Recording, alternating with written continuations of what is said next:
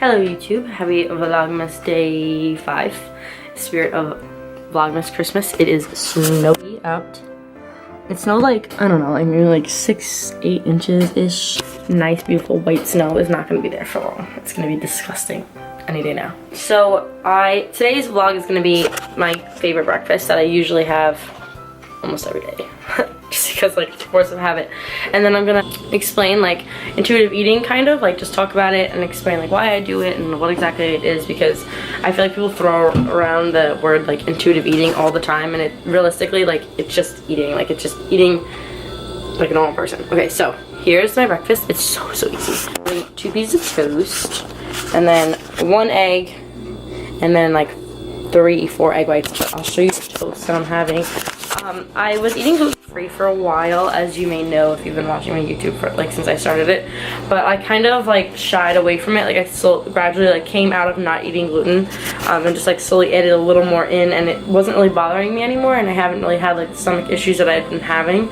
So I still like don't really drink anything. Like if I'm drinking alcohol or beer, like I try to stick with Corona, because Corona's technically gluten-free since it has like such a little amount, or I usually just stick to like tequila or vodka or something like that. So that's what I do as far as that. I'm just having this organic 12-grain bread. It has only 2 grams of sugar. In the serving size is 1 slice, so it's 4 grams of sugar total, 1.5 grams of fat, 21 carbs, and 4 grams of protein. The slices are kind of big, so this is like 40 grams of carbs for my breakfast, which isn't so bad. And then a good amount of protein, and like not like a ridiculous amount of fat, but like as I said, I haven't been tracking my macros. Okay, this is good. Yeah, this is my normal talking spot. So I haven't tracked my macros in probably like 8 months, I would say, around there. Just needed a break from it, and it was the easiest option for me to not track anymore, because I started a new job as soon as I got home, and it was just the best option that like I could do was just slowly switch to intuitive eating while I was at home. I also was like heavily tracking for a long time, and one day at school I was just so hungry and so cranky, and I just said to myself, why am I doing this? Like, why am I putting myself through this like extreme dieting and like crunching these numbers every day and just thinking about everything in numbers instead of thinking about what's actually good for me? And I realized like I don't need to be doing that. I'm not competing. I'm not doing this for a deadline. I was literally just doing it to see how much muscle I had built, and I hadn't built as much as I clearly wanted to, but I just realized that it wasn't something that like I needed to be doing and wasn't actually beneficial for me, and it was more detrimental to me than it was beneficial. So I decided to stop tracking my macros and to eat like a normal person, like eat. Not to say that tracking macros isn't a normal thing. I think it's the most beneficial way to know exactly what you're doing, exactly what's going into your body, and exactly like if you have a specific goal or like you have a specific date or something like that. I think that's all like really beneficial. And I'm gonna go back to tracking macros probably January 1st or 2nd. I'm gonna go back to tracking macros because I do have like going on vacation, so I do want to like have a specific goal in mind for that date. But intuitive eating is pretty much just eating normally. Like you're eating with like your goals in mind and what you want to do in mind, and the food that you know will be beneficial for you. I keep my protein in mind, and I know how much protein that I need to have daily. Like I keep it anywhere from like 100 to 130 grams of protein. I like to keep it between like 0.8 and 1 gram per pound of body weight. And I haven't really weighed myself in a while, but I'm like going on, and I'm somewhere between like 125 and like 135, somewhere around there.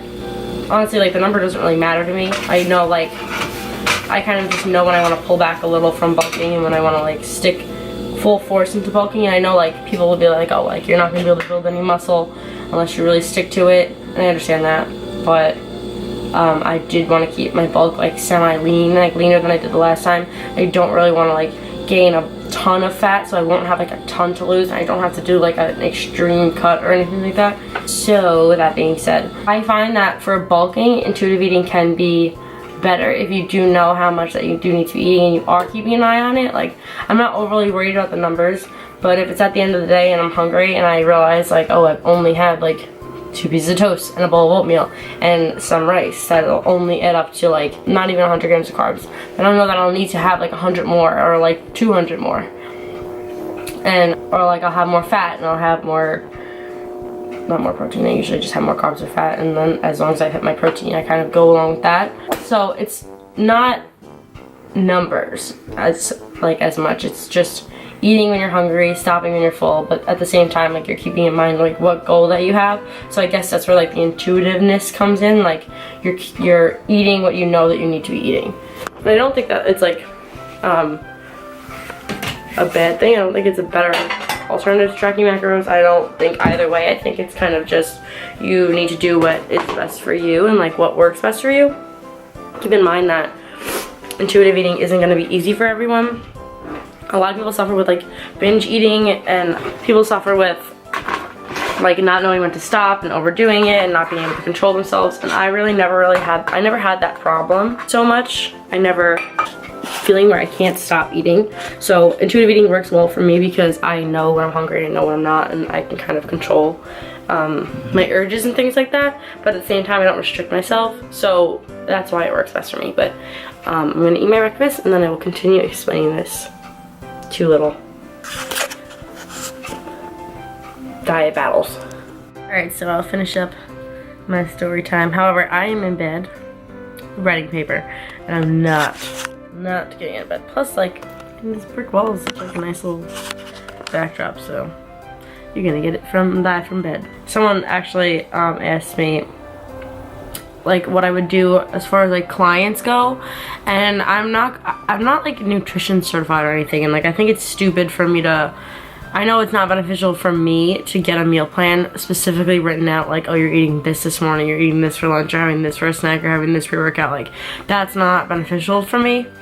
Even like when someone's like, oh, you're having 1 protein and 1 good fat, like all of that stuff, like totally not beneficial for me. So I would never do it for someone else.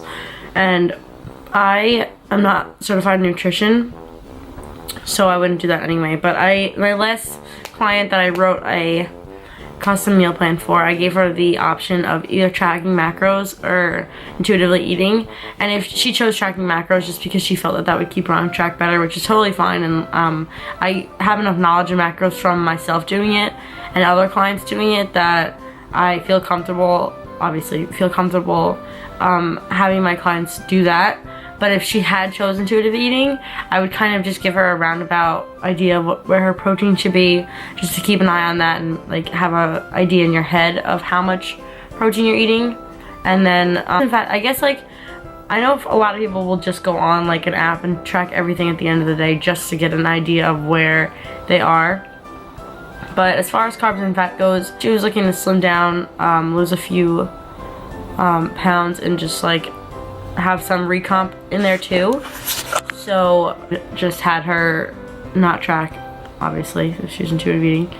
And like I could have given her some ideas as far as like a grocery list would go, but I definitely wouldn't be like, oh, like you should have an English muffin in the morning with egg whites and some fruit. Like I wouldn't give her anything like that. But at the same time, we would just monitor it weight wise and how she felt, and have her eating when she was hungry and stop eating when she was full, and increasing cardio if we needed to, or decreasing cardio.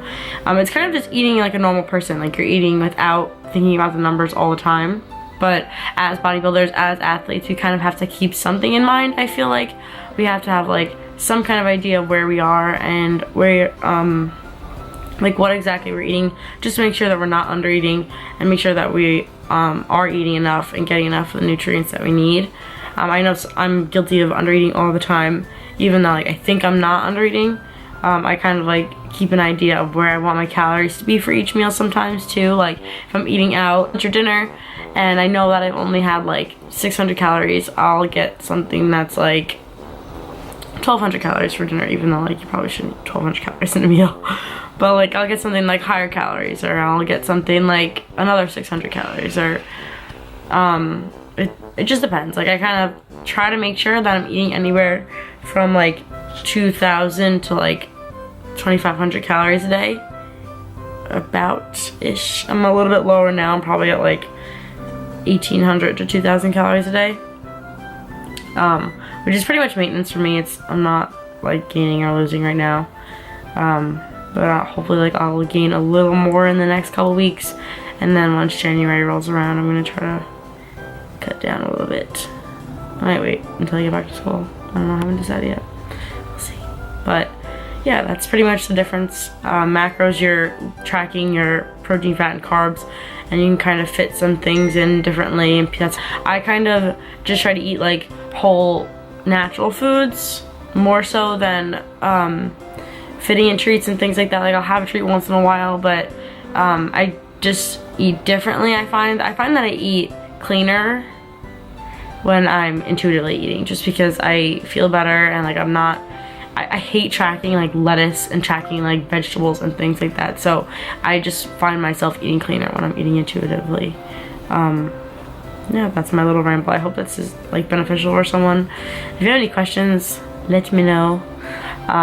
That's just kind of how I've been eating, and when I get back into tracking, I'll start putting like the macros under like my food and stuff.